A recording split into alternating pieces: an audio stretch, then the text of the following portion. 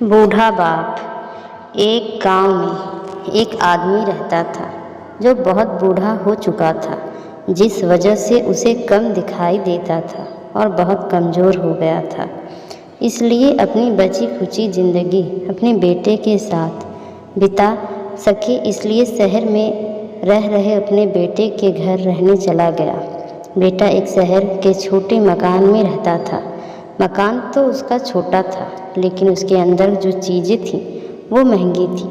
उस मकान में बेटा, उसकी पत्नी और उसका एक 5 साल का बच्चा, ये छोटा सा परिवार साथ मिलकर रहते थे। बूढ़े पिता के आने से उसके परिवार का एक सदस्य और बढ़ गया। यह पूरा परिवार रोज़ सुबह शाम डाइनिंग टेबल पर साथ में खाना खाया करता।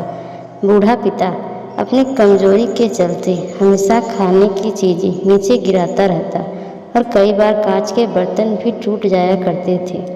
कुछ दिनों तक तो बहू और बेटे ने यह सब सहन किया, लेकिन बाद में वे दोनों बूढ़े की ऐसी हरकतों से चिढ़ने लगे। एक दिन बेटे ने कहा कि ऐसा कब तक चलेगा, हमें कुछ करना पड़ेगा।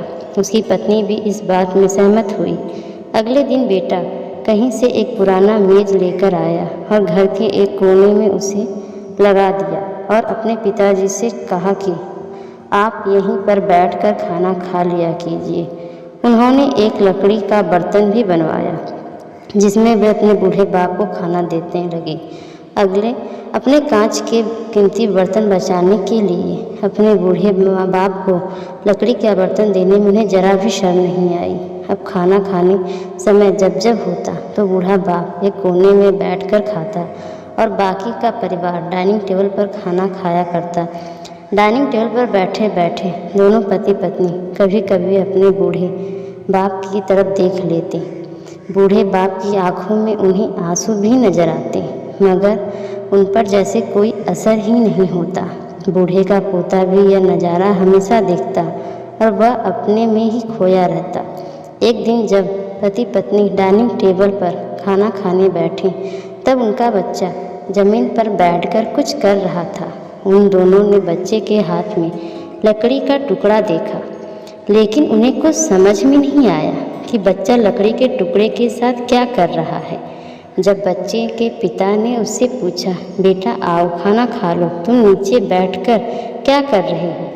तब बच्चे ने भोलेपन से कहा, अरे मम्मी पापा, मैं आप दोनों के लिए लकड़ी का बर्तन बना रहा हूँ ताकि जब आप बूढ़े हो जाओ तो दिन में खाना दे सकूँ। अपने नादान बेटे द्वारा कही गई यह सहज बात दोनों के दिल में तीर की तरह उतर गई। दोनों एक दूसरे का चेहरा निहारने लगे। बिना कुछ कहे ही दोनों की आंखों में पानी आ गया और उन्हें अपने भविष्य की किताब अपने सामने खुलती हुई नजर आई। उन्हें समझने में ज़्यादा देर नहीं लगी कि अब उन्हें आगे क्या करना पड़ेगा। अगले दिन कमरे के कोने से वह पुराना मेज हट गया और अब बूढ़ा पिता और बाकी का परिवार साथ में मिलकर फिर से खाना खाने लगे। बूढ़े की कमज़ोरी की वजह से हो रही गलतियां भी अब किसी को चिढ़ाती नहीं थीं। और दोस्तों, यह कहानी हमें बताती है, हर वह पत्ता जो आज हरा है कल सूखेगा और डाली से नीचे भी गिरेगा।